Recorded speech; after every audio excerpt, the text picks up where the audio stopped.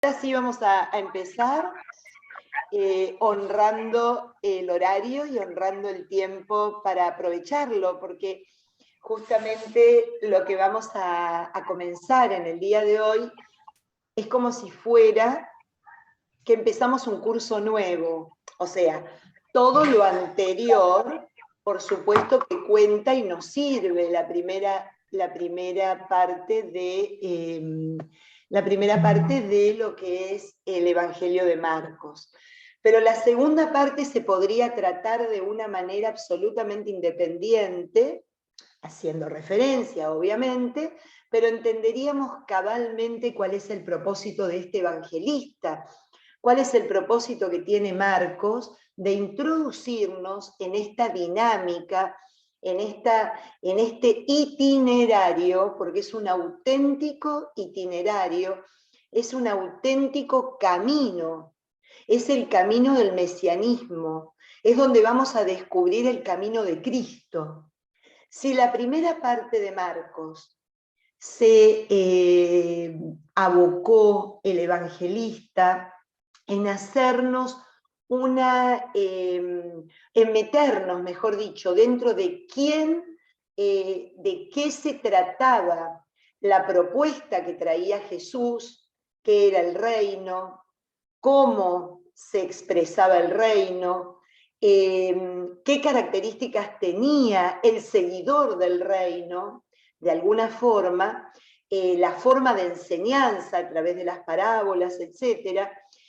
En esta segunda y última parte se va a ponerle todo el foco en quién es este Cristo, en cómo el Cristo se va transformando en la idea errónea mesiánica que tenía de alguna manera el discipulado y todo el pueblo de Israel, cómo rompe ese modelo mesiánico de victorioso, de triunfante, de alguna manera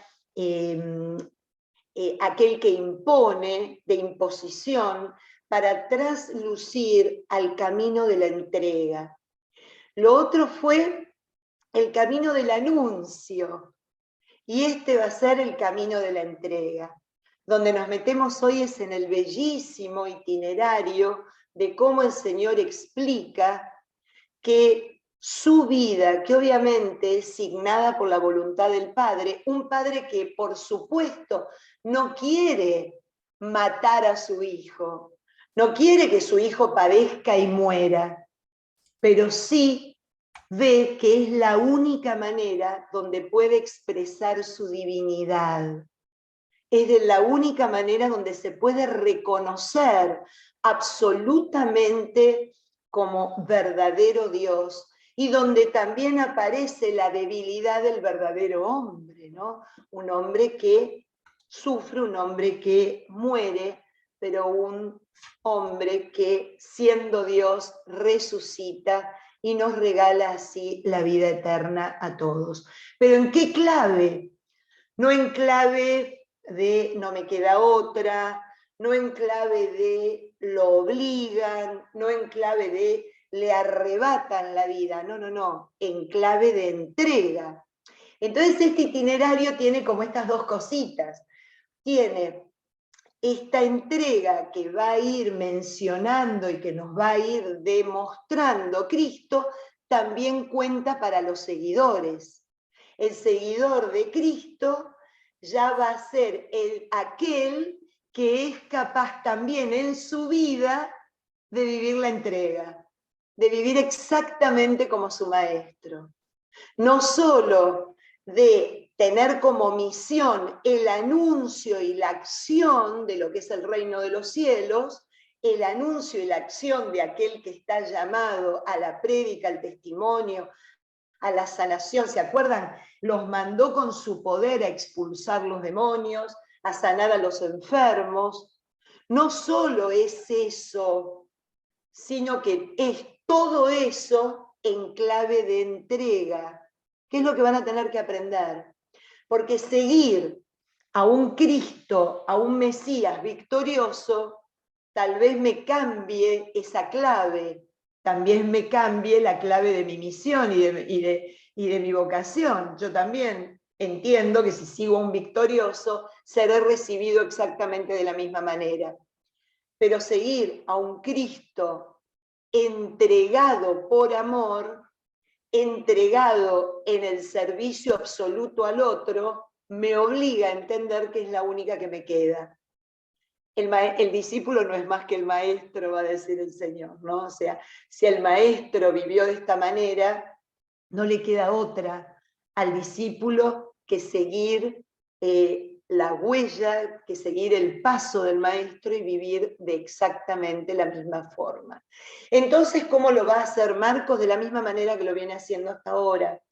Va a plantear este itinerario, este camino maravilloso, mostrando los contrastes, mostrando las reacciones, cómo van reaccionando los cercanos, cómo van reaccionando los 12, cómo van reaccionando los fariseos, los doctores de la ley, el pueblo. A través de ahí vamos a ir descubriendo, lo que es la entrega absoluta en la vida de Cristo, en la vida de este Jesús, el Cristo, el Hijo de Dios, así como lo enumeró en la primera parte del Evangelio, en el primer capítulo, en el versículo 1 del primer capítulo.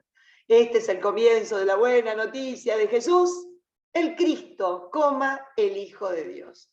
Entonces, ahora nos va a mostrar lo que significa ese Cristo y lo que significa el Hijo de Dios. Así que ahí es a donde nos vamos a meter. Les decía que seguimos con la celebración, porque maravillosamente ayer contemplábamos la conversión de San Pablo, este hombre que fíjense con un poquito de lo que terminamos la semana pasada, ¿no? Este hombre que recibe en el medio del camino un cambio de mirada. Este señor que le regala una mirada nueva. Lo que veíamos la semana pasada, que ante la ceguera de los discípulos y de los seguidores de Jesús, el último punto, el último relato con el que termina la primera parte del Evangelio, es cómo en forma procesual y gradual el ciego de Betsaida recupera la vista. Cómo el Señor es el que da una mirada nueva, una mirada distinta. Y así como a Pablo le cambió el corazón la mirada nueva, porque hay veces que miramos, como decía cada vez que me toca dar la charla esa de la conversión de San Pablo, ¿fue realmente una conversión o fue un cambio de mirada? Porque era un hombre de fe profunda, era un hombre de convicción profunda de quién era Dios en su vida, el valor que tenía la palabra de Dios y la fidelidad, a tal punto que había dado su vida entera para defender lo que creía que era realmente un pedido de Dios, ¿no? Y lo que le pasa a Pablo es lo que también, por eso lo traigo a colación, el Evangelio va mostrando qué es lo que le pasa a todos sus discípulos y a aquellos que se reúnen en torno a él. Buena voluntad, obviamente que sí. Buen sentimiento, obviamente que sí. Pero todos necesitan un cambio de mirada para darse cuenta desde dónde realizan cada obra de su vida y qué camino tienen que tomar también para llevarla a cabo. A Pablo le cambia la mirada y el camino, le cambia la vida. Hoy Timoteo y Tito se celebran como discípulos también, ¿no? También discípulos que cuando uno ve con qué alegría y con qué emoción la carta, la primera lectura, saluda a Pablo a estos que el Señor eligió. Y hace como una suerte de biografía de Timoteo y de Tito, ¿no? También, cómo siempre el camino del discipulado es esto en donde nos metemos hoy. Un camino de proceso, un camino de descubrimiento, un camino de mirada nueva, un camino de corazón nuevo, ¿no? Porque muchas veces, como San Pablo, podemos tener una convicción muy fuerte una claridad de conceptos increíbles, pero eso todavía no forma parte de quiénes somos, ¿no? De a qué estamos llamados, no forma parte de lo que es nuestra vida en general. Así que vamos a empezar esta segunda parte con esta oración que es del Salmo de hoy, que es preciosa y que la rezamos mucho cuando es un día de fiesta. Este Salmo, me perdonan un minuto que es algo urgente. Listo, ya está. Este Salmo, que es el 96, por lo general siempre la liturgia de la palabra lo pone cuando hay celebración, cuando hay una fiesta que se conmemora, una memoria obligatoria. Así que vamos a empezar poniéndonos en presencia del Señor, dándole gracias sobre todas las cosas por este tiempo, ¿no? Un tiempo tan importante. Ustedes pónganse a pensar, hoy el Papa Francisco pidió que a lo largo de todo el día la Iglesia Universal rece por la paz. Hoy es un día dedicado a la oración por la paz, por el conflicto entre Rusia y Ucrania. Lo sacó ayer a la mañana el pedido. Yo digo, qué bueno, Señor, tener este tiempo, hacernos nosotros en este desierto, este oasis, para estar en tu presencia, escuchar tu palabra, escuchar lo que nos pedís a cada uno, escuchar a lo que nos llamás a cada uno, porque saben que el cielo nuevo y la tierra nueva empieza en nuestro corazón. La paz empieza en nuestro corazón. El mundo cambia en nuestro corazón. Tener esta posibilidad, ya es la posibilidad que 40 y pico que estamos acá o los que seamos, podamos pedirle al Señor de nosotros ser artesanos de la paz, sembradores de esperanza, modificar y trabajar en las intenciones de nuestra familia, de nuestros hijos, de nuestros amigos, de nuestra comunidad, poder realmente ser instrumentos, como decía Francisco de Asís, de la paz allí donde estemos. Eso pasa si nosotros queremos. Así que pidámosle al Señor, por intercesión de Timoteo y de Tito, apóstoles de su palabra, apóstoles de la paz, apóstoles de una vida nueva, que también nosotros podamos llegar a ser igual. Y hoy especialmente que el mundo se abra, porque ante un tiempo de desesperanza, inevitablemente encontramos un tiempo de corazones endurecidos, para que realmente el mundo se abra a la esperanza, a la paz, al amor, y pueda evitarse lo peor, para todos, porque nadie gana. Te lo pedimos a vos, Señor, que vivís, reinás, y estás con nosotros hasta el final de los tiempos, porque así lo prometiste. Amén. Santos Timoteo y Tito, rueguen por nosotros. En el nombre del Padre, del Hijo y del Espíritu Santo. Amén. Bien, permítanme un minuto. Bueno, como les decía, empezamos nuestra segunda y última parte del Evangelio de Marcos.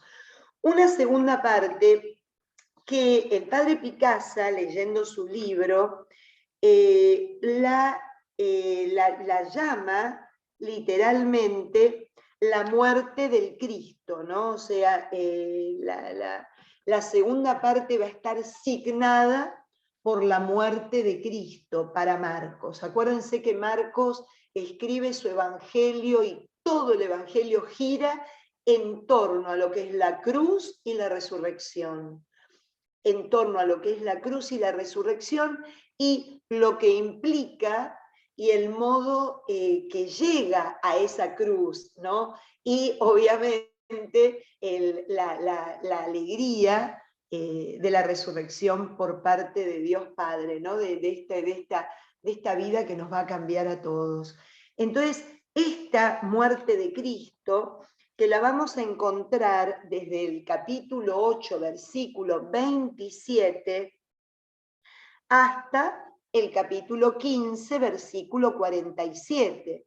¿No? Acuérdense que el capítulo 16 que vimos cuando lo vamos a volver a ver, para aquellos que se nos unieron en esta segunda parte, vamos a volver a ver el capítulo 16, que es el capítulo de la resurrección. Fíjense que nosotros podríamos dividir esta sección como en 3 grandes bloques. El primer bloque, que lo vamos a llamar y que vamos a hacer una parte hoy, es el camino de entrega. Lo que estábamos viendo, como ahora el Señor nos va a regalar la descripción de lo que es este camino para la entrega de su propia vida para el beneficio de todos. Y esto va desde el capítulo 8, versículo 27, hasta el capítulo 10, versículo 52. Vamos a ver también que este camino, como tal, va a recorrer distintos puntos geográficos.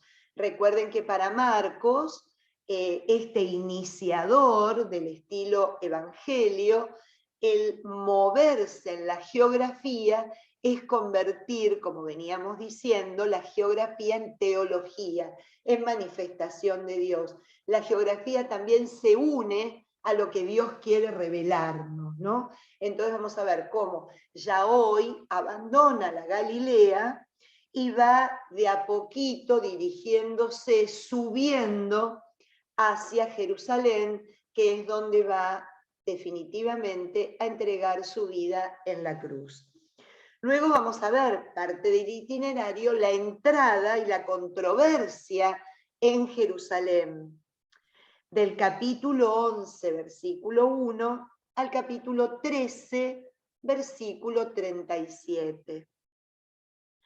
Y por último, la entrega y la muerte, que va a ser desde el capítulo 14, versículo 1, al final de este pedacito de Evangelio, el capítulo 15, versículo 47. Así que es como estas 3 etapas lo que nos va a ir mostrando y vamos a ir, de alguna manera, la invitación de Marcos es vengan, vengan, hagamos el camino juntos. Ustedes también vengan a hacer este camino, porque es un camino dinámico. Marcos es dinámico. Marcos no nos cuenta nada estático. Es un Señor que desde el principio no se queda quieto, que entra, que sale, que va para el pueblo, que va para la Decápolis, que va para Sido, para Tiro, que va para todos lados, moviéndose y anunciando.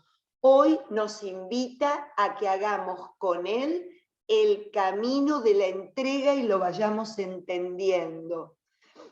Acoto, un poquito mejor que sus discípulos, porque realmente los discípulos dejan mucho que desear en ese camino, ¿no? A mí me encantó, y lo señalé porque me pareció tan bonito el resumen bello que hace el padre Picasa en el libro sobre San Marcos, que me pareció bellísimo y si me permiten ustedes se los leo ahora mismo. Dice así: entre el mar de Galilea y la ciudad sagrada se extiende el camino del descubrimiento mesiánico y la entrega por el reino. En este camino Jesús pregunta por su identidad, ¿no? Y Pedro va a responder en clave israelita. Luego, en el camino, disputan los discípulos queriendo saber quién es el más grande y tiene más autoridad en este proyecto mesiánico. También en el camino se le acerca un hombre rico que busca a Jesús, pero se entristece porque aparentemente no quiere dejarlo todo para seguirlo definitivamente. En el mismo camino ratifica Jesús el anuncio de su muerte y de su Pascua, que nadie, sin ser entendido por nadie. Primero no lo entiende Pedro, después no lo entienden todos y tercero no lo entienden los zebedeos, Juan y Santiago, ¿no? Pero al final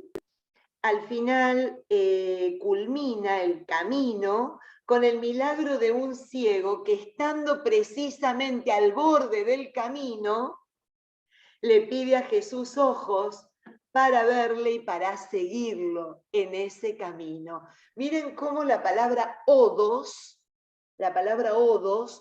es camino, H-O-D-O-S, odos, se repite en este pedacito que vamos a empezar hoy.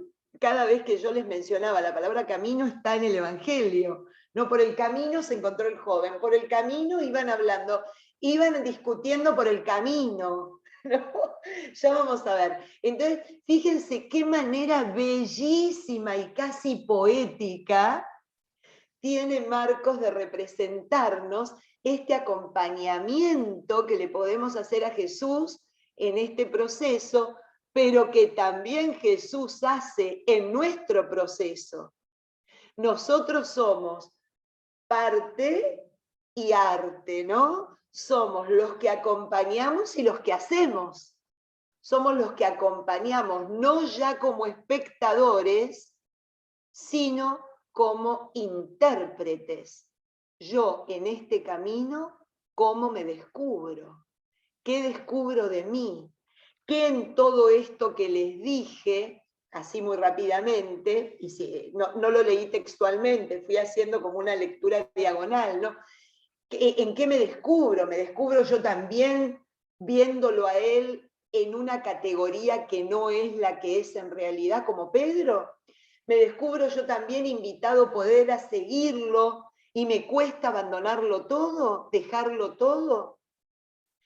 Me descubro yo también, de alguna manera, discutiendo qué rol me toca a mí en este camino, porque no sé si se darán cuenta que cuando empezamos a hablar de acompañar al Señor en el camino, y somos varios, es en tono eclesial también, es en tono comunitario. Entonces me descubro yo en un camino donde me pregunto, ¿qué rol tengo yo de importancia en mi comunidad?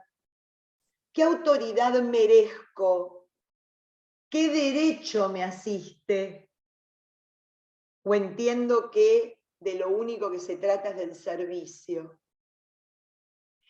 ¿O me descubro fuera del camino y le pido a gritos, como Pablo ayer y como el ciego de Betsaida, que yo vea, Señor, que te descubra a ti y que descubra el camino que quieres que tome en mi vida para ser fiel a la vocación que me estás llamando, a la vocación que estás pidiéndome que abrace en mi vida?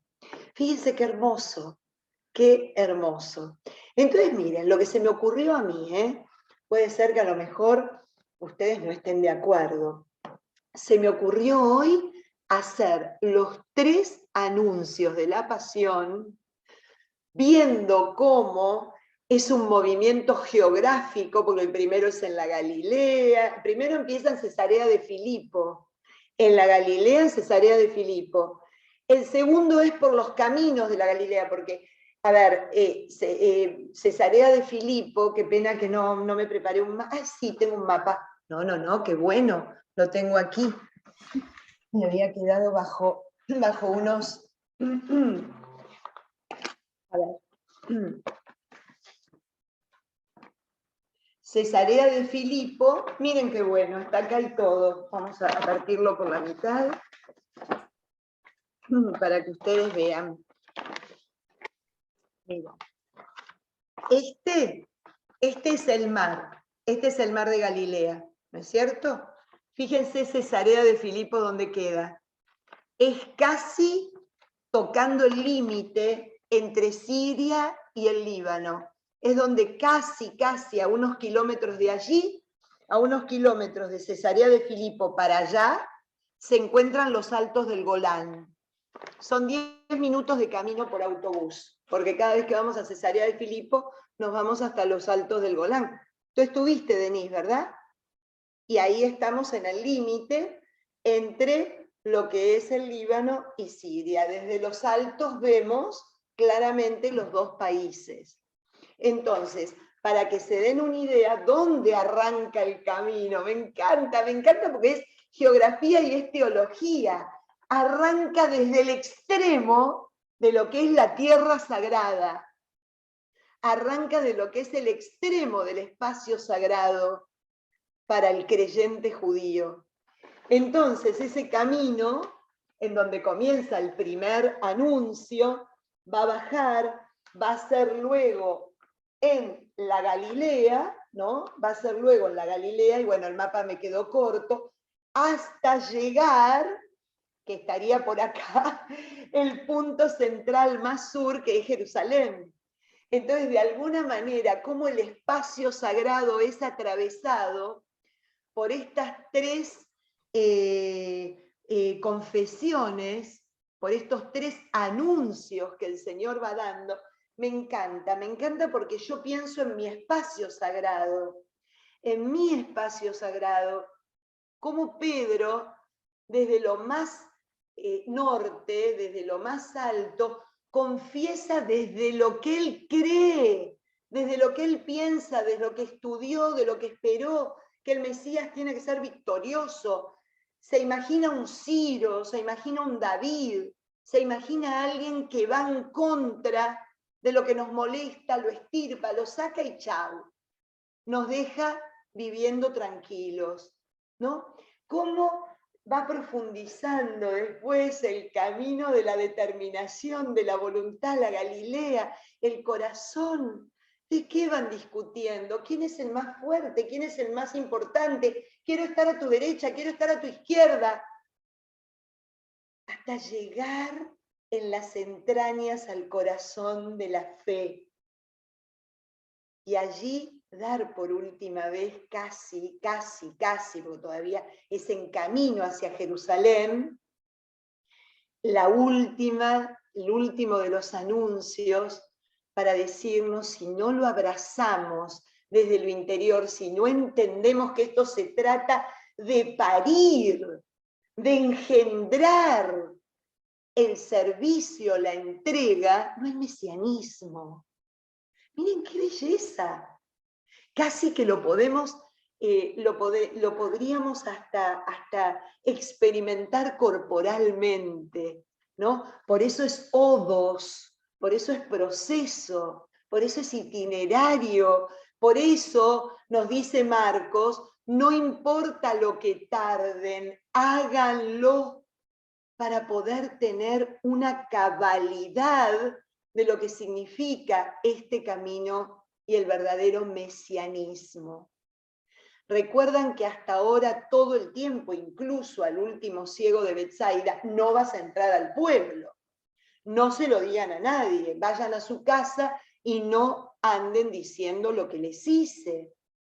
Este secreto mesiánico era, y sigue y seguirá siendo, para que no eclipse este camino de descubrimiento, no sea que nos vayamos a equivocar, no sea que vayamos a entender algo que no es. Es una belleza. Recuerden que estamos haciendo la experiencia de asomarnos por primera vez a un evangelio. Pero qué genial, qué maravilla poder descubrirte, Señor, hacer contigo este itinerario y poder vivir realmente este proceso al cual me invitas a mí también. Así que bueno, vamos a hacer eso. Por supuesto que después vamos a volver, porque obviamente tenemos la transfiguración en el primero, luego vuelvo para darle para explicar un poquito el sentido de la transfiguración después del anuncio de la pasión, ¿no? Bien, ¿cómo vamos a ir entendiendo esto?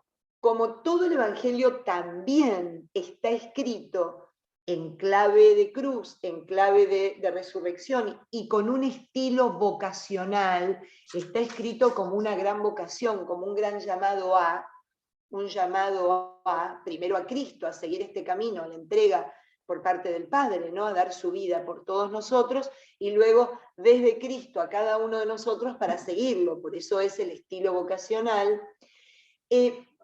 Fíjense que la vocación y la misión Vieron que son dos cosas que no podemos separar, somos llamados para algo, siempre. Nuestra vocación está íntimamente ligada a la misión en nuestra vida.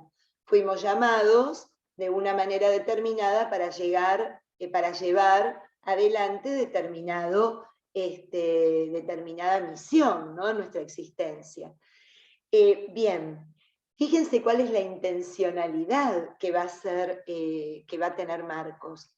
En la primera parte, en el primer capítulo, en el bautismo, Jesús siente la vocación y la unción y la confirmación de su misión en el bautismo, en el momento en que Juan lo estaba bautizando, y cuando sale del río Jordán, él queda confirmado por Dios en quién es y lo que se le pide. En la segunda parte, la confirmación la necesita escuchar por parte de los hombres. Por eso arranca esta segunda parte en Cesarea de Filipo, allá arriba en un lugar espectacular, preguntándonos: ¿quién dicen ustedes que soy yo?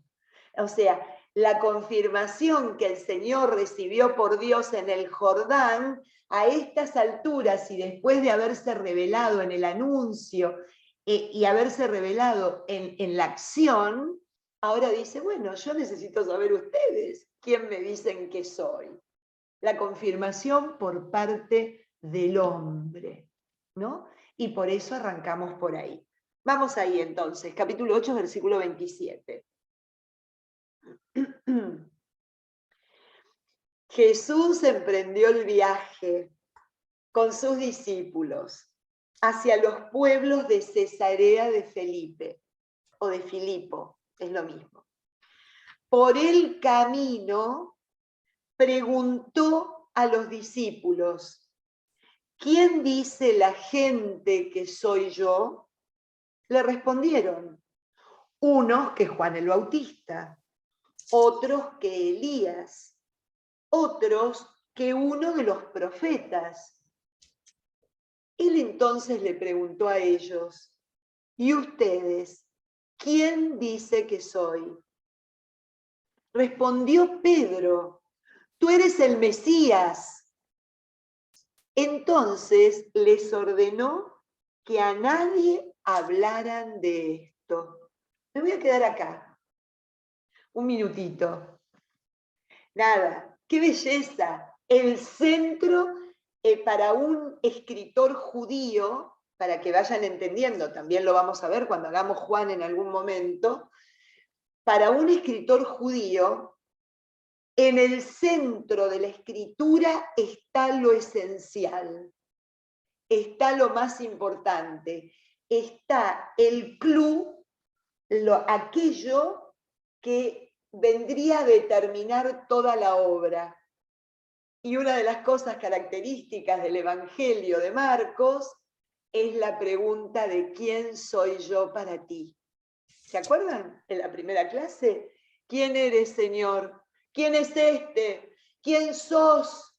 ¿No? Los distintos personajes con los cuales se va encontrando a lo largo de su existencia. ¿Quién es este? ¿Cómo habla con esa autoridad? ¿De dónde sacó esta autoridad? ¿De dónde sacó esta enseñanza? ¿Y cómo le vino este poder? Los espíritus, ¿no? ¿Qué quiere de nosotros? O sea, constantemente es la pregunta del millón. Y acá no se la hacen los otros, no se la hacen los asombrados, la hace el mismo Cristo. El mismo Cristo la hace. Y de una manera doble. ¿Quién dicen los otros? A ver, ¿cómo me reconocen los que me estuvieron escuchando, los que se acercaron por curiosidad, los que trajeron a sus enfermos, los que trajeron o los que vinieron a pedir por alguien que estaba enfermo en otro lugar? ¿Quién dice toda esta gente después de la experiencia que tuvieron conmigo? ¿Quién dicen que soy? Fíjense, él lo pregunta. Y qué rápido que contestan todos. Juan el Bautista, Elías, uno de los profetas. Porque en verdad, cuando uno estudia profundamente los profetas de Israel, toda la personalidad de Jesús cabe a la perfección en las personalidades de ellos. Y realmente lo parece. Pero claro, inmediatamente ya cambia la pregunta y no es ya, ¿qué dice Erika? A ver, contame, Patricia, hoy viene a tomar un café y me pregunta, contame, ¿qué dice Erika? ¿Quién soy yo para Erika? Para Daniela, para Bici, para Francisco, para Aide, ¿quién soy yo? Contame, ¿qué dicen de mí? Pero la pregunta más importante y el centro incluso de este diálogo es, ustedes, cada uno, ¿quién dicen? O sea, en primera persona. Qué fácil es hablar en tercera persona. Ella dijo, la escuché que explicó, no sabés, Señor, cómo la veo que se emociona y no sabés el testimonio. Es facilísimo hablar en tercera persona, como un relato, ¿no? Como el cuento de, pero qué difícil abrirte el corazón y decirte desde las entrañas quién sos vos para mí. Entonces ahí aparece el principal, el santo de la metida de pata, ¿no? Como lo llamábamos cuando vimos los apóstoles, el santo que no tiene filtro. ¡Qué bárbaro! ¡Ah! Parece italiano en lugar de judío, Pedro, ¿no? Así, enseguida. Entonces, tú eres el Mesías. Claro. Pedro, dicen los biógrafos, dicen los exégetas de Marcos, el Señor le hace una pregunta casi hermenéutica sobre su persona, a ver si lo puede explicar, si lo puede descifrar, si le puede dar una razón de todo lo que vivió y escuchó, y Pedro le contesta desde la postura israelita. Pedro le contesta desde la formación que recibió como judío a lo largo de toda su vida. Tú eres el que nos viene a liberar del imperio romano. Es como si le hubiese dicho eso. Tú eres el que nos va a sacar de encima la lacra que nosotros tenemos para poder vivir felices y contentos, confesando y expresando lo que sentimos y creemos. ¿Y nosotros qué le contestaremos? ¿Le contestaremos también lo que aprendimos desde chico? Lo que nos enseñaron las catequistas como Pepa, como Julia, como Rita, como Aide, todas las catequistas que tengo acá dando vuelta. ¿Les vamos a contestar lo que alguien nos enseñó? Porque probablemente nos pase lo mismo que Pedro. Y es lo que continúa. Perdón, les ordenó que no se lo dijeran a nadie.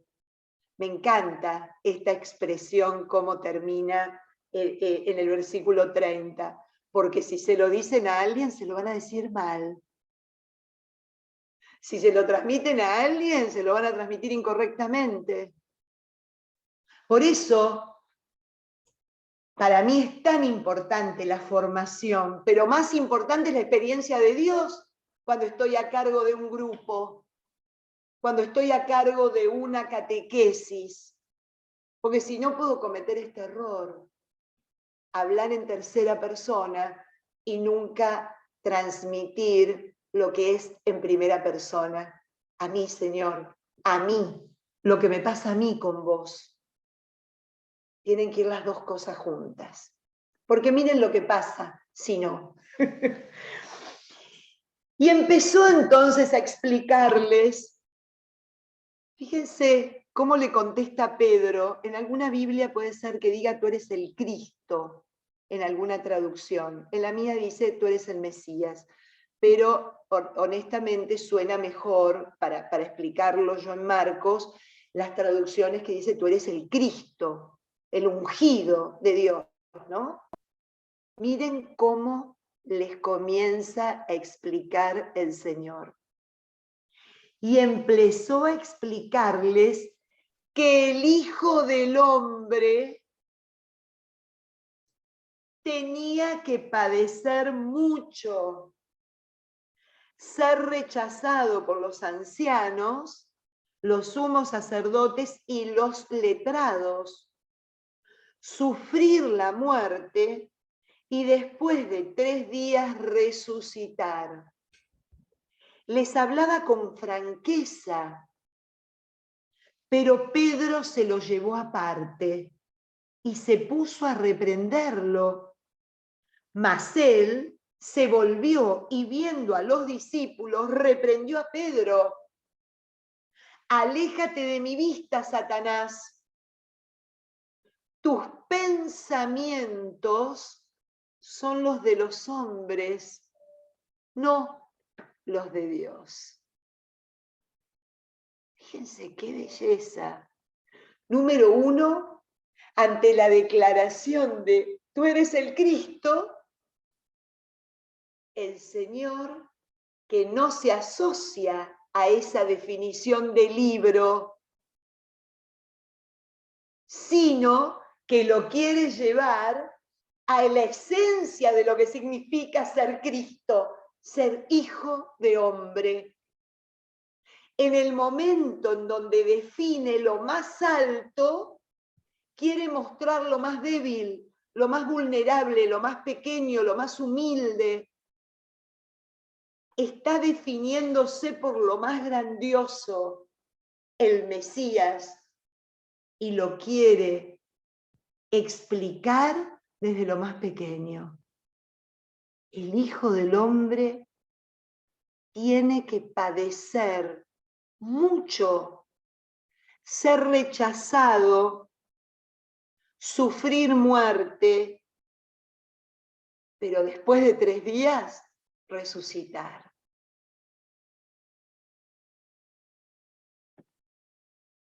Imagínense, se le tiró, vieron como si fuera el globito de una caricatura, vino el Señor con un alfiler y se lo hizo explotar. Se le trituró el concepto victorioso, mesiánico, israelita, basado en una mala interpretación de la palabra de Dios, no la real, porque si fuera la real, entendería lo del siervo doliente. Si fuera la real, entendería del que traspasaron, de Zacarías. Si fuera la real, entendería que el que viene montado en un borrico, perdón, no en un caballo victorioso de conquistador. Esa figura distorsionada de Dios, esa figura distorsionada de la acción de Dios. Y es lo que surge. Ante la franqueza, Pedro se lo lleva aparte, lo aparta. Fíjense qué gesto más concreto y físico. Lo quiere apartar de lo que es el camino. Lo aparta Pedro. Y el Señor, miren cómo juega. El Señor es reprendiéndolo.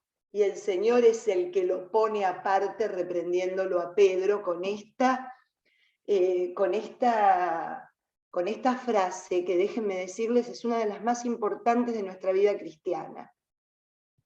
Yo que estoy terminando ya, mañana termino y concluyo un curso de discernimiento espiritual según San Ignacio de Loyola. Ignacio enseña que cuando nuestros pensamientos no son de Dios, vienen del mal espíritu y nos pueden apartar a nosotros del camino de Dios, del camino del plan que Dios tiene para cada uno, basándose en este evangelio.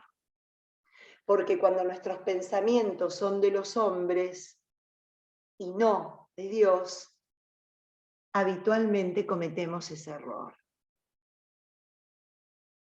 Tus pensamientos son de los hombres y no son de Dios. Primera confesión de la pasión, primera respuesta del Señor y primer confundido, llamémosle de alguna manera. que es Pedro, ¿no? Que va a ser Pedro. Fuerte, claro y muy, muy cercano también a nuestra vida, ¿no? Cómo nosotros responderíamos, desde dónde responderíamos y cuáles serían los pensamientos que tenemos sobre él. Porque probablemente, si no son los correctos, también nos llevaría aparte para reprendernos amorosamente, pero para no... A ver, ¿por qué nos reprende? ¿Por qué esta acción que parece un poco violenta incluso? ¿No? Esto que en inglés, perdón, en inglés no, en algunas Biblias el vaderretros no significa solamente apártate de mí, apártate de mi vista. No solo significa apártate de mi vista, sino lo que significa literalmente, la traducción es ponte detrás mío. En una palabra, el camino lo voy marcando yo. Tú no tienes poder para saber cuál es el verdadero camino. El vaderretro Satanás es siempre detrás mío, nunca por delante. ¿No? Fíjense que es de la forma como lo estuvo ubicando cada vez que se le acercaban los endemoniados y le preguntaban, no nos atormentes, ¿qué tienes contra nosotros? ¿No? Porque de alguna forma está siempre esta explicación de que Dios y su fuerza y su poder está por encima del poder del espíritu malo, de aquel que es personificado, obviamente, bajo la figura de Satanás, ¿no? Como el príncipe de los demonios, como aquel que tiene el poder en el grupo al cual domina. Entonces, fíjense qué maravilla, cómo va poniendo todo en su lugar. Bien, ¿qué es lo que hace el Señor en cada anuncio de la pasión? Aprovecha para explicar las condiciones que tiene que tener un discípulo cristiano. En cada anuncio de la pasión y en cada respuesta o en cada reacción que ve por parte de los allegados, viene la enseñanza, y es lo que continúa. Llamando a la gente, fíjense qué interesante, la metida de pata la hizo Pedro, pero dijo, miren, ahora vamos a enseñarle a todos, para que les quede clarísimo.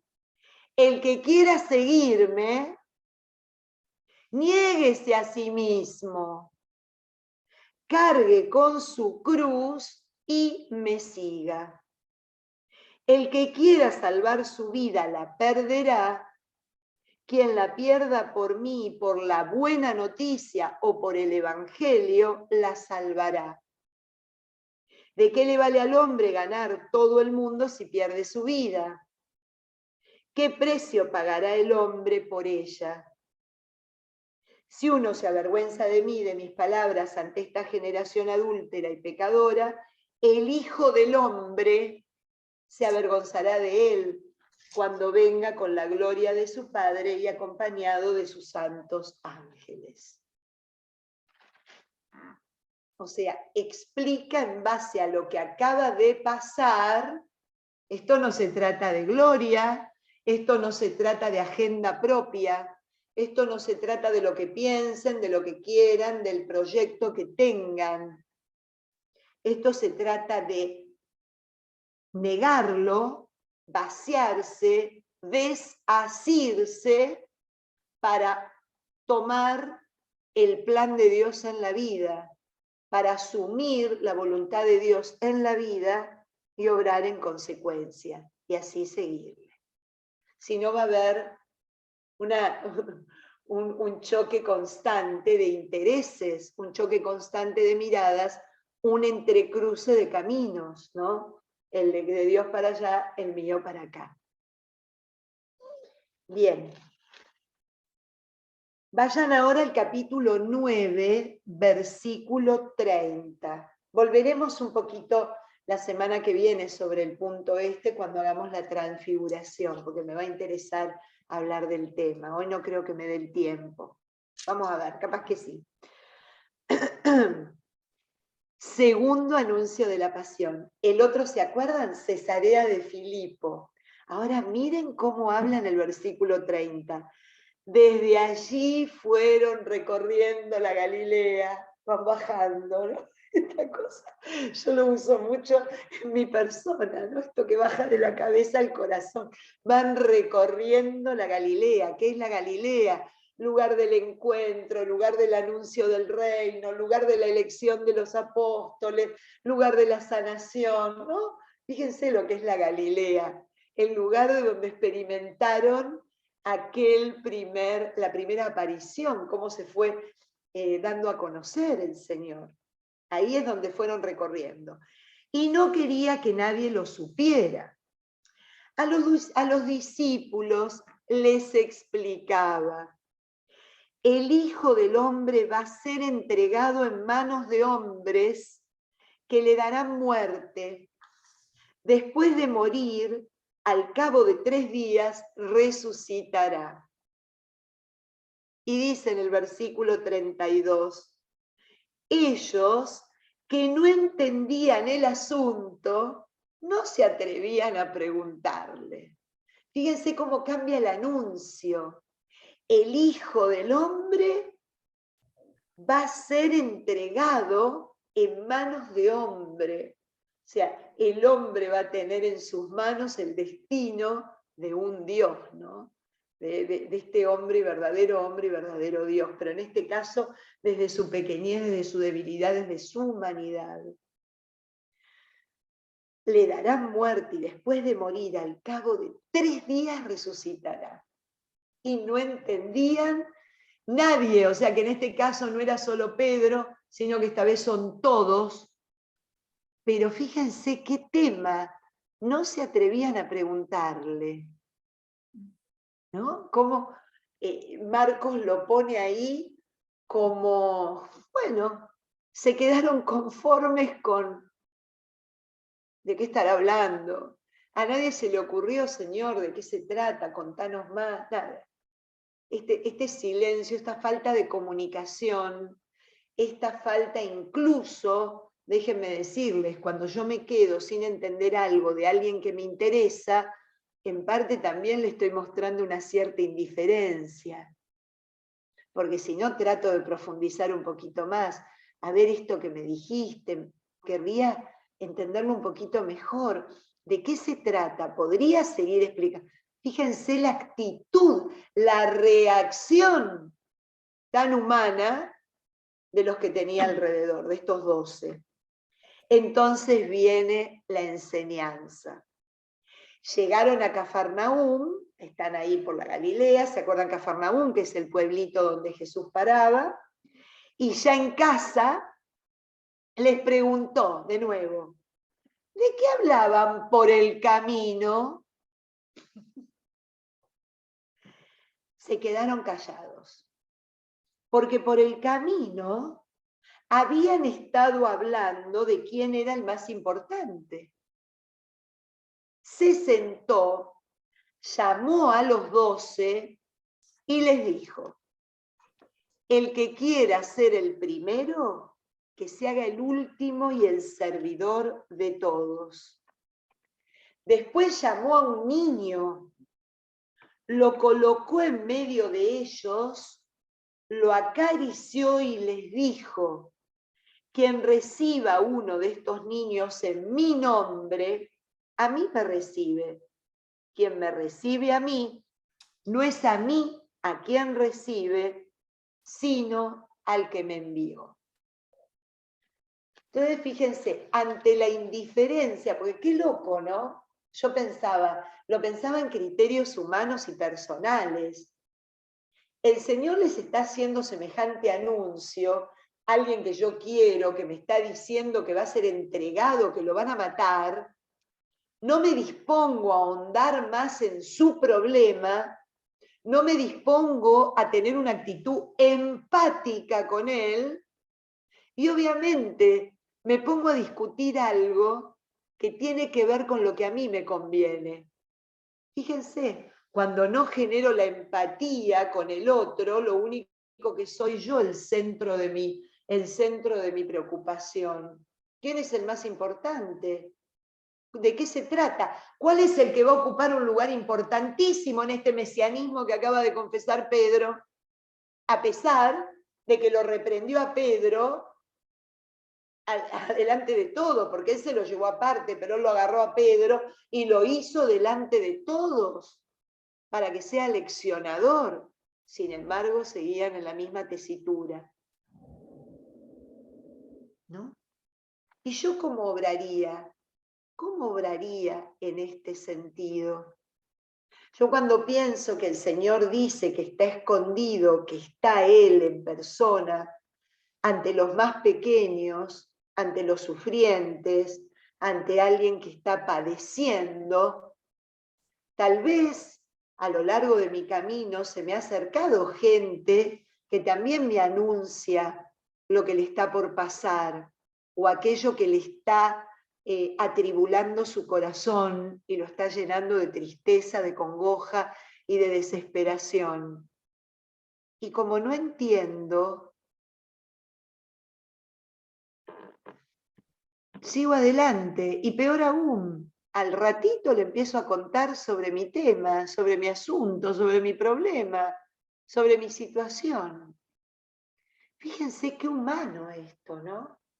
Y ahí viene la lección de lo que es ser discípulo de Él. El discípulo de Él nunca puede hacer eso. El discípulo de Él siempre tiene que hacerse último y primero está aquello que me está diciendo el doliente, el sufriente, el necesitado, aquel que me está abriendo el corazón y que lo último que que pretende escuchar de mí son mis preocupaciones, mis pensamientos, ¿no? Generar empatía, generar servicio, generar una buena escucha. Fíjense a dónde va también en el plano de la vida cotidiana este anuncio de la pasión, ¿no? Es bien. Y lo del niño tiene que ver con el humilde, ¿no? Con el desposeído, con el rechazado, porque los niños eran rechazados en aquel momento, en el siglo I, en casi toda la cuenca mediterránea. Un niño era un estorbo, porque estaba lleno de chicos huérfanos, lleno de chicos que morían sus padres y quedaban en la calle como animalitos a la buena de Dios, y molestaban. Por eso es un mandato para Israel ocuparse de esos niños, los huérfanos, las viudas y el extranjero, ¿no? Entonces, bueno, el que reciba está recibiendo al que me envió. Fíjense qué fuerte la enseñanza, cómo a través del anuncio mesiánico y la reacción nos enseña cuál es el seguimiento nuestro con Él, en el mismo camino. Por último, el tercer anuncio, capítulo 10, versículo 32. Iban de camino subiendo hacia Jerusalén. ¿Vieron la parte geográfica que les decía al principio? ¿No? Ahora están subiendo hacia Jerusalén. Jesús iba adelante. Los que le seguían estaban sorprendidos y con miedo. Él reunió otra vez a los 12 y se puso a anunciarles lo que le iba a suceder. Y acá arranca el tercer anuncio. Miren, estamos subiendo a Jerusalén. El Hijo del Hombre será entregado a los sumos sacerdotes y los letrados. Lo condenarán a muerte y lo entregarán a los paganos, que se burlarán de él, lo escupirán, lo azotarán y le darán muerte, y luego de 3 días resucitará. ¿No? Una explicación mucho más descriptiva, contundente y clara de lo que le va a pasar. Ya no es que será entregado a los hombres, acá va a ser entregado a los de su propio pueblo. a los que manejan el templo de Jerusalén, los sumos sacerdotes, los letrados. Ellos son los que lo van a condenar a muerte y lo van a entregar ¿a quién? Al que tenía que supuestamente el Mesías vencer y victoriosamente sacárselo de encima, a los paganos. Fíjense la contradicción. Que no solo lo matarán, sino que se burlarán de su presencia. ¿Cómo les rompe la falsa imagen de lo que podrían haber estado imaginando a lo largo de su camino?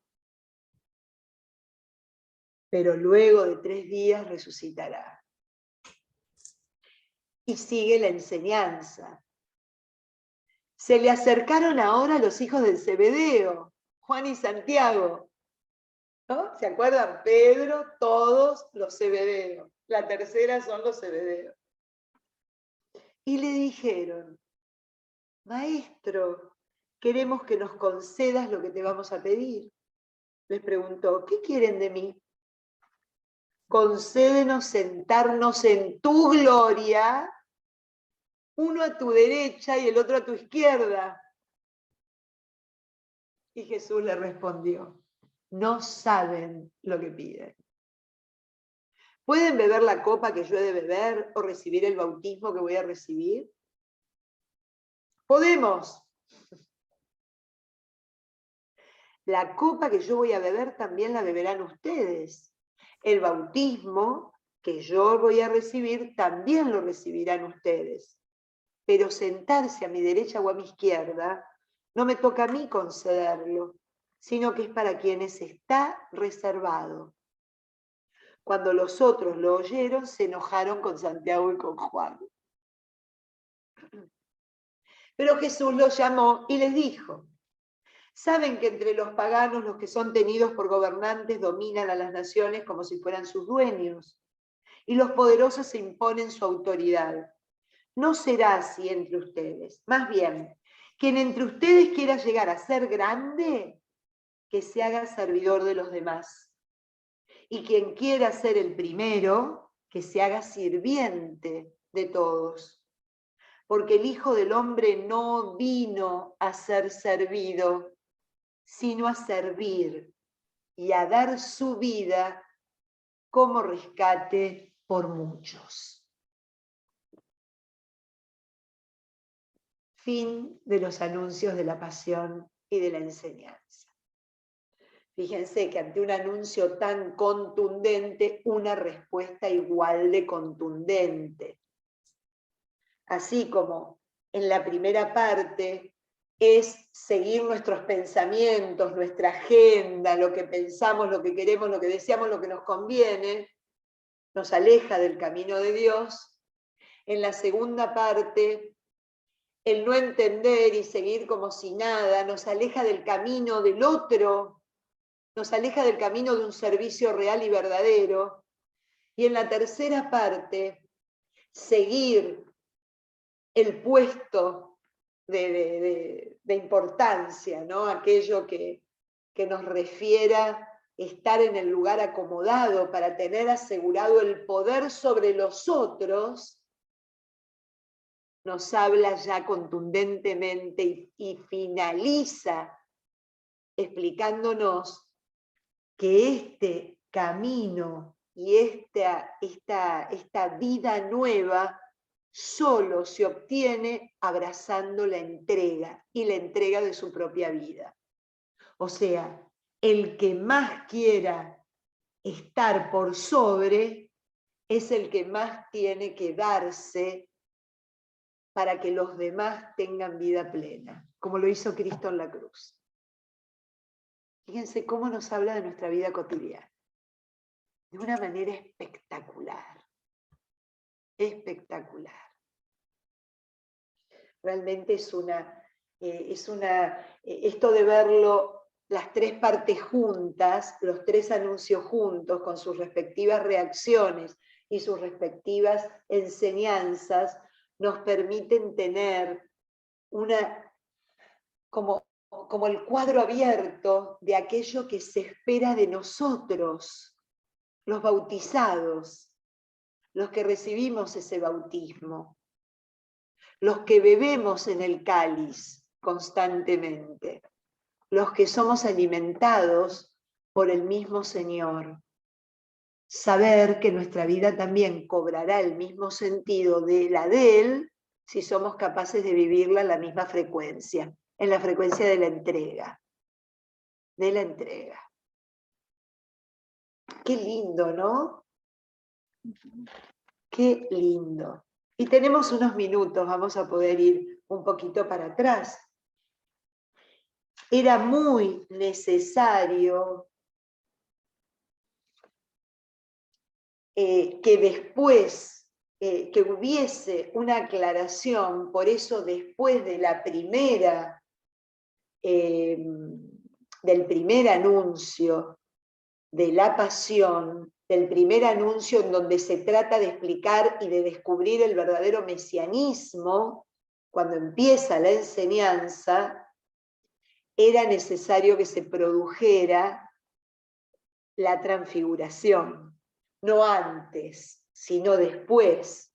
El Señor es necesario, el Señor es transfigurado porque ya de alguna manera es confesado, fue confesado, miren, en el bautismo por el Padre, a través de Pedro por el hombre, y reconfirmado, transfigurado por el Padre mismo, en una actitud ya activa por parte de los discípulos. Escúchenlo, escúchenlo, aprendan, abran su corazón, su mente, su cabeza, para entender que se va a llegar a esa gloria, pero antes de esa gloria hay un Getsemaní y hay una cruz que atravesar. Esa es la gloria, porque de alguna manera, ¿qué es lo que nos va a pasar y qué es lo que nos pasa y qué es lo que se muestra en el camino de Maús? Y me cambio de evangelista, ¿no?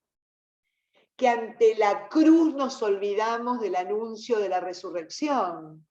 Ante la cruz, ante el dolor, ante la muerte, gana la desesperación, gana la desesperanza, gana se terminó todo, la frustración, gana la pérdida. Y el Señor que acá quiere, a ver, ya no sabe cómo hacer para explicárselos a Pedro, a Santiago y a Juan, a los tres que más lo van a necesitar. Y ahora que vimos los tres anuncios, entendemos por qué lo hace. Porque son los tres más perdidos. Los demás, bueno, pero son los tres más perdidos. Uno que quiere que haga lo que él dice y los otros dos que se quieren sentar a la derecha y a la izquierda. No tienen idea de nada. A eso se lleva al Tabor, a la montaña alta, para que puedan experimentar la gloria que les espera, pero también que puedan estar preparados para el camino que tienen que recorrer, que es un camino de escucha y de entrega. De escucha y de entrega. Vamos a leerlo porque es precioso. Es la primera vez que leemos la transfiguración, porque es la primera vez que estamos ante el Evangelio, ¿no? Vamos a ver qué nos regala Marcos. Después de del primer anuncio, 6 días más tarde tomó Jesús a Pedro, a Santiago y a Juan. Se lo llevó aparte, miren qué bonito, cómo juega, presten atención las palabras que utiliza, porque le da sentido. Antes Pedro se lo había llevado aparte al Señor para reprenderlo. Y ahora el Señor se lo lleva aparte para que tengan una experiencia plena. Fíjense qué bonito, ¿no? Cuando nos quedamos, cuando le prestamos atención a la palabra. A una montaña elevada. Delante de ellos se transfiguró. Su ropa se volvió de una blancura resplandeciente, tan blanca como nadie en el mundo sería capaz de blanquear. Se les aparecieron Elías y Moisés conversando con Jesús. Pedro tomó la palabra y le dijo a Jesús: Maestro, qué bien se está aquí. Vamos a armar 3 chozas, una para ti, otra para Moisés y otra para Elías. No sabía lo que decía, porque estaban llenos de miedo. Entonces vino una nube que les hizo sombra y salió de ella una voz. Este es mi hijo querido, escúchenlo. De pronto miraron a su alrededor y no vieron más que a Jesús solo con ellos. Mientras bajaban de la montaña les encargó que no contaran a nadie lo que habían visto, hasta que el Hijo del Hombre resucitara de entre los muertos.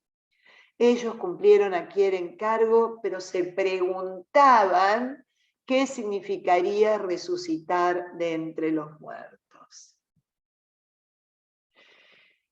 Fíjense qué lindo y qué bueno haberlo hecho de esta manera, este recorrido, porque ahora entendemos un montón de cosas. Se llevó a los que más necesitaban estar con él y experimentar este momento. Transfigurado con toda la teofanía del Antiguo Testamento. Estos hombres judíos, Pedro, que se conocería de memoria la Torá, los profetas, vio en Jesús toda la teofanía de Moisés, cuando se transfiguraba, cuando bajaba de la montaña que había estado con Dios, ¿no? Todo que resplandecía su rostro. Pudo ver en Cristo lo que él sabía que había ocurrido ya en otros, especialmente en Moisés, en el Antiguo Testamento. Y esta aparición de Elías, que simboliza la profecía, ¿no? Moisés la ley, Elías la profecía, que se ponen a charlar con el Señor, y que Pedro, de nuevo, el santo de la metida de pata, le dice, ya está, vamos a solucionar el problema que tuvimos hace 6 días acá al lado. Quedémonos acá. Porque es también parte del itinerario, el Tabor queda en el sur de Cesarea, queda en la Galilea, ¿no? Queda en un pedacito de la Galilea y se nota porque es una montaña en el medio de una planicie que uno puede decir, ahí está el Tabor. Ya cuando uno va 2 o 3 veces a Tierra Santa, ya descubre el Tabor sin inconveniente. El primer viaje no tanto, el segundo un poco más, el tercero ya es un experto. Pero ahí está, ese es el Tabor, porque se nota. ¿Sabés qué, Señor? Quedémonos acá arriba. No bajemos. Tenemos solucionado el problema, no necesitamos andar lidiando con cosas. 3 chocitas, nos quedamos por siempre. Con Moisés, que nos cuente la ley, con Elías, que nos anuncie el mesianismo, y con vos, que hablás tan lindo, Señor. ¿Qué más? ¿No? Y por eso dice, no sabía lo que decía de nuevo, porque estaban llenos de miedo, no de fe. Cuando aparece la palabra miedo, bien en el sentido judío, el miedo, el temor es lo contrario a la emuná, a la fe, para el judío.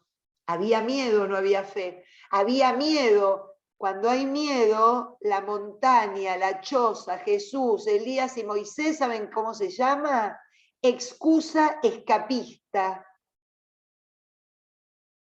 Cuando hay miedo, es una excusa fantástica. Acá no nos va a pasar nada malo. Pero no hay fe, no hay adhesión en que con eso vamos a vivir una vida nueva.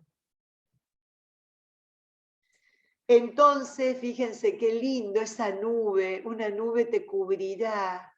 Ahora le dice a María, el ángel, la nube que es la presencia, la Shejiná, la presencia de Dios, la nube que los cubre, muy del Antiguo Testamento todo, ¿no? La nube que cubría el tabernáculo y que iba cubriendo al pueblo cuando caminaba en el desierto para que no tuvieran ningún problema con el sol ni con nada, los cubría, los cuidaba, ¿no? Esa nube, y de la nube la teofanía de la palabra de Dios, que miren lo que les dice, es mi hijo amado, lo confirma. Escúchenlo a él.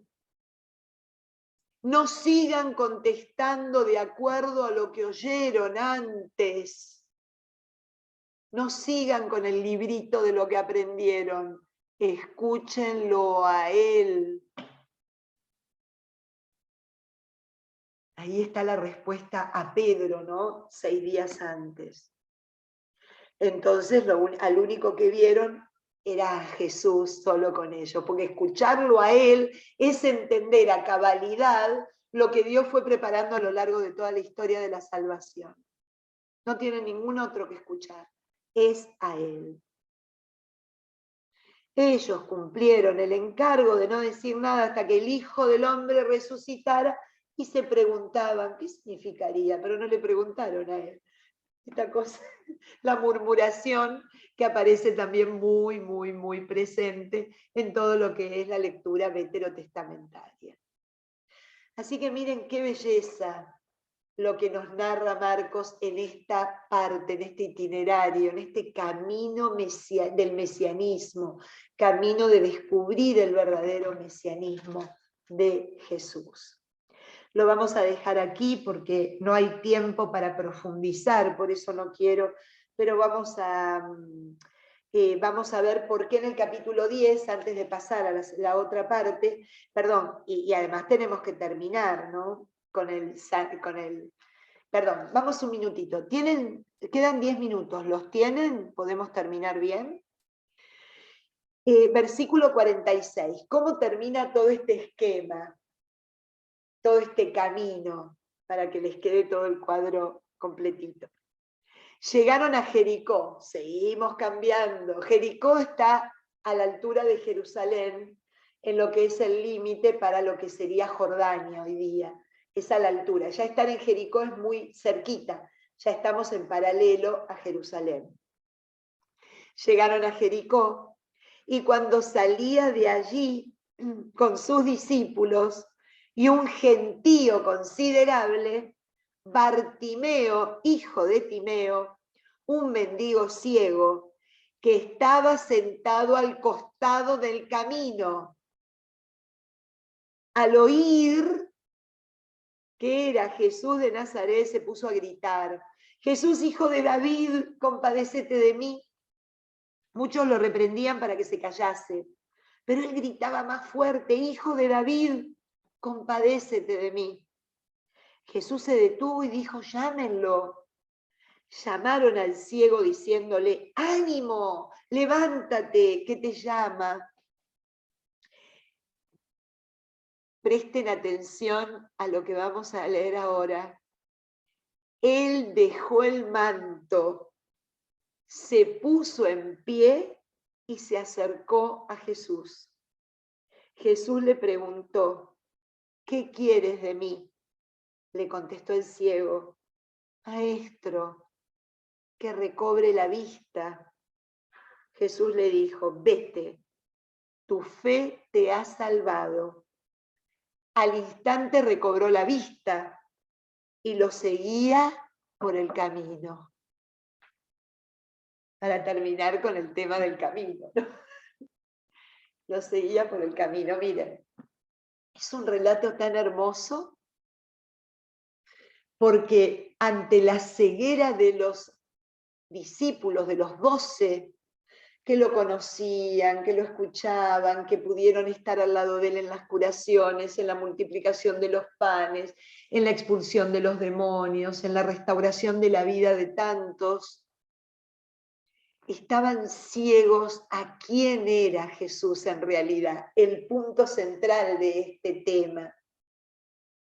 Y este ciego tenía una claridad asombrosa de quién se trataba, a pesar de no estar en el camino que él venía teniendo con los demás. Estaba fuera, estaba al costado, estaba fuera del sistema, estaba completamente excluido, primero por su ceguera,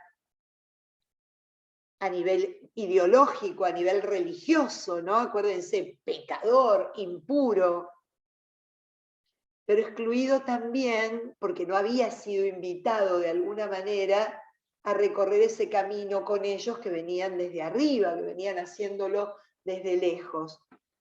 Pero fíjense cómo lo llama con un nombre mesiánico por excelencia. No le dice como Pedro, Mesías, hijo de Dios, no, no. Hijo de David.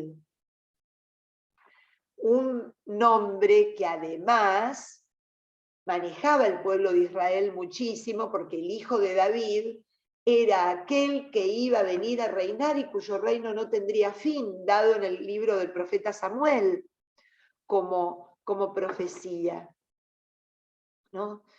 Fíjense qué fuerte la fe de este hombre, qué fuerte la mirada interior hacia quién era Jesús, que él no lo había ni visto, ni experimentado, ni nada.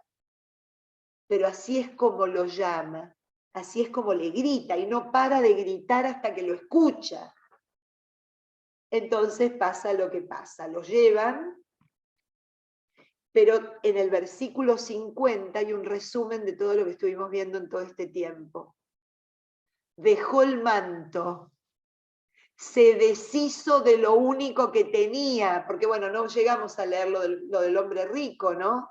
Pero se dejó todo lo que tenía para ir al encuentro con Cristo. Se deshizo, se desprendió de aquello que tenía con él.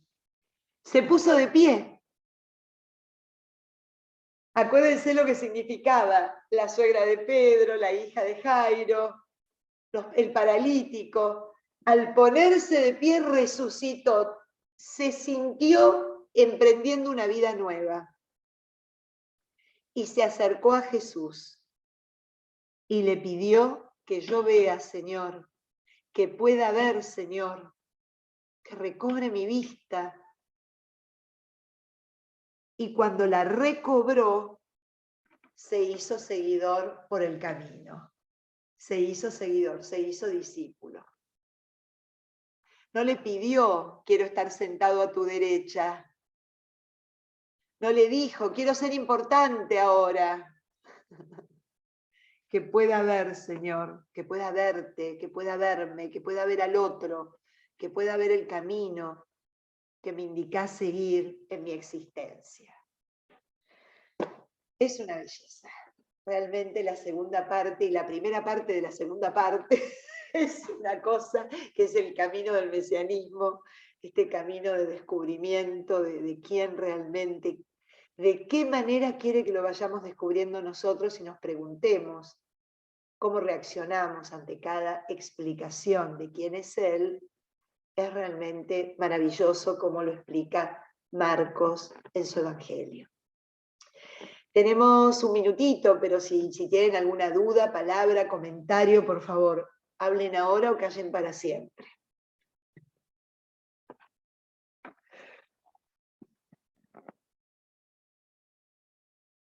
Qué lindas, gracias por los piropos. ¿Algún comentario o algo que tengan? Encantados. Sandri, si vos querés decir algo también, habla ahora o calla para siempre. Ay, gracias, Patri. No, de pronto ahorita al final si hay alguna inquietud de la clase y al final podemos contarles que el viaje a Israel se nos va a dar en el viaje del 2 al 13 de marzo que teníamos programado. Estamos terminando de armar el grupo de aquí al viernes o lunes a más tardar, que es 31, lo tenemos que cerrar, así que los que tenían la idea, estaban interesados de ver que si Israel tenía las condiciones y todo se nos está dando, nos están esperando, el viaje se nos va a dar, así estamos. Patri, no sé si quieras agregar algo que me... Sí, que sos como el ciego Bartimeo. ¿La fe? Estás hablando desde la fe, no desde la realidad. O sea, el viaje se nos da porque las condiciones están, pero sinceramente necesitamos 20 para que se dé. 20, correcto. Si no llegamos a 20, el lunes ya decretamos que lo pasamos todo para octubre, porque estamos trabajando en el de octubre ya. Entonces, bueno, yo necesito, les digo más, honestamente yo querría terminar antes del fin de semana, de saber si vamos o no, porque es mucho lo que tenemos que ir armando, y si es que no, ya por lo menos tener el fin de semana para anunciarle a Blanca, y si es que sí, tener el fin de semana para ya dar luz verde a que todo se concretice. Así que los que saben que tienen ganas de ir, y piensan hacerlo,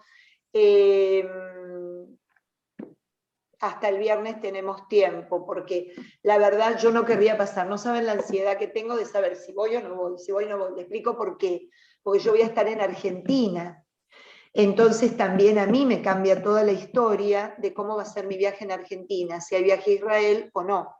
Entonces necesito ir definiéndolo, no puedo esperar a la semana que viene. Discúlpame, Sandri, que en esto cambie. No, es verdad, es cierto, es cierto. Pero No, sí es que el puede lunes es el ser, 31 sí. de ya cerrarlo, es el viernes, saber si el grupo se armó, se dio, los que de verdad quieran y puedan y tenían el viaje como pendiente de alguna noticia, poderlo concretar, si no, exactamente se arma para octubre. En octubre les queremos contar con Sandra, que es un viaje largo, son 14 días, pero le estamos planteando a la agencia de viaje que si por alguna situación no se puede dar el viaje ahora porque no llegamos al cupo de 20, todos aquellos que quieran hacer el mismo tramo de ahora también lo pueden realizar adhiriéndose directamente en Nazaret. O sea, nosotros saldríamos antes porque tenemos el sur, pero los que no pueden los 14 días por trabajo, por familia, por cualquier eventualidad, incluso por costo, pueden hacerlo a partir de Nazaret. Estamos pidiéndole esa condición, en especial si no se puede ir ahora, ¿no? Si no llegamos a los 20. Pero bueno, se nos anotaron varias personas ayer que no esperábamos y estamos muy cerquita del número 20. Así Sí. que simplemente queremos ver Sí, ver si... quizás no me expresé bien, algunos estaban esperando algo que sí cerró, que abrió, el que no, quería está y estaba completamente pendiente, abierto. estamos listas para el que quiera, estaba pendiente de esa decisión, hacerlo. Pero ese punto tuyo es el más importante. Tenemos que cerrar el grupo de aquí al viernes. Así Si me que hacen bueno. el favorcito y lo piensan hacer, vamos a considerarlo. Si no, ya lo estamos armando. Ya el de octubre lo venimos trabajando con el sacerdote, inclusive ya tiene itinerario y todo armadísimo. Está más que planteado, pero nada, no depende de nosotros. Ya nosotros dijimos que sí, Israel dijo que sí. Ahora ya depende de aquellos que quieran ir o no, que puedan, ¿no? Que puedan. A veces uno quiere y no puede, y eso es entendible. Pero le queremos contar que el día viernes, para poner un horario a las 3 de la tarde, no tenemos los 20, ya avisamos si lo hacemos o no. Yo lo necesito para armar mi cabeza, les digo la verdad, porque estoy con tantas puertas abiertas que necesito ir o abrirlas del todo o cerrarlas ya para poder planear un poquito mejor mi vida de febrero y marzo. Así que las fechas de octubre, claro que sí, Pati. 23. Del 23 de octubre al 8 de noviembre, creo que es. Y después les vamos a pasar con exactitud qué día llegamos a Nazaret para aquellos que pueden hacer la parte más cortita. Creo que son 4 días. El total son 14 días y creo que termina como la de ahora, 10 días desde Nazaret y Jerusalén. O sea, va a ser exactamente lo mismo, pero en octubre, ¿no? Ya en otro... Pero vamos con cura. Y con flor de cura. Patri, es del 23 al 7. El 7 Perdón, del de 23 noviembre al 7 de acá. Noviembre. Correcto. Del Gracias, 13, Sandri. del 23. 13 al 7, no, del 23. 23, correcto. Ok. Y sigues yendo el padre Matías, ¿correcto? Claro. Sí, correcto. Sí, Claro, eso fue lo que me dijo, pero ok. No, por supuesto, yo no lo voy a cambiar a mi amigo por nada del mundo. Estoy soñando esto con él desde hace años. Sí, Así sí. definitivamente, ¿no? Y está muy contento y ya Sí. lo habíamos trabajado cuando se nos cayó el año pasado por Israel, lamentablemente. Sí, Así sí, que sí. bueno. Estamos contando con eso. Ok, Bueno, gracias. recemos, estamos pendientes, las que ya están anotadas, que hay muchas de aquí que ya están anotadas, y aunque no hayan dado el cheque, sabemos que quieren ir ahora en marzo. Vamos a esperar a ver si se cierra el grupo. Si llegamos a los 20, les avisamos el viernes después de las 3 de la tarde. Correcto. ¿Ok? Así Gracias, también ponemos una fecha, un poquito de orden, porque si no es caótico, ¿viste? No, si no, seguimos como en la pandemia, No, en por eso, ese estado que uno no sabe y es horrible, el correcto. viernes lo cerramos ya, así, lo cerramos o lo abrimos, en el sentido de cerrar, Correcto. Lo ponemos como deadline, el viernes es el deadline. Perfecto. Así es. que bueno, chicas, chicos, nos vemos Patricia, si Dios quiere. Patricia, Sí, claro. Patricia, disculpa, no tiene que ver con el viaje, pero No, me nada llamó la que ver, atención, adelante, con lo que sea. me llamó la atención algo. Claro. O sea, yo nunca me lo había preguntado, pero hoy me lo pregunté cuando tú hablaste del bautizo de Jesús, que ahí había confirmado el Señor, Dios, que era su hijo.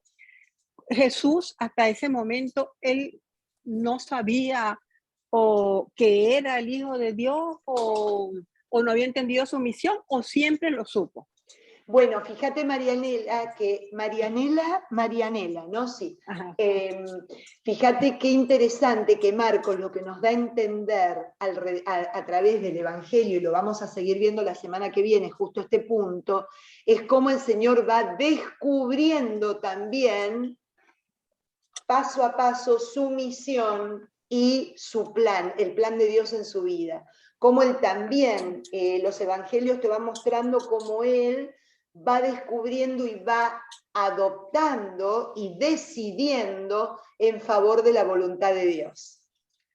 Ok, gracias. También Él lo va haciendo, y por eso el itinerario, el camino, es para Él en cómo se va planteando la reacción de los discípulos, en cómo van reaccionando, ¿no? Es muy interesante, se plantea ese punto, Marianela. Ok, gracias, como verdadero Patricia. Dios obra, pero como verdadero hombre lo va descubriendo, lo va transitando, lo va viviendo, va siendo fiel, porque ahí está radicado el ejemplo que nos deja como vida. Porque si Él lo tuviera todo clarito y que ya todo lo estuviera hablando desde ¿a dónde está su humanidad? Acuérdense, verdadero hombre, verdadero Dios. Ok, gracias. De nada, Marianela, por favor, adelante. Bueno, me da una pregunta. Claro, Iraida, todas las que quieras. Es que no entiendo bien, porque tú hablaste de David, pero el hijo del hombre, ¿qué significa para los judíos? El Hijo del Hombre significa uno de los atributos en que los profetas hablaban del Mesías, pero no de un Mesías victorioso, sino de un Mesías más entregado, más como el siervo de Yahvé, más humano, ¿no? Como el Señor viene a expresarlo, en su humanidad y en su divinidad, pero su humanidad en torno a la entrega, en torno a la humildad, en torno al servicio. Eso es lo que nos va a querer demostrar como hijo de hombre. Ok, muchas gracias, Pati. De nada, Iraida, por favor, encantadísima, encantadísima. Bueno, entonces nos seguimos viendo. El miércoles que viene vamos a seguir recorriendo este camino extraordinario que Marcos nos regala, y vamos a seguir descubriendo juntos al verdadero Mesías. Por si nos pregunta, ¿quién dices que soy? Patri, Rita, Francisco, Patricia, Verónica, Julia. ¿Qué le vamos a contestar? ¿Qué le vamos a contestar? Gracias, Patricia. De nada, y de un cariño grande. Maravilloso, Dios te Gracias, Pati, mil gracias. Se me cuidan, por favor, todos, por favor. Gracias, Patricia. Gracias. Pati, un abrazo. Gracias. Un beso muy grande, un beso grande, grande. Voy a leer porque saben que no tenía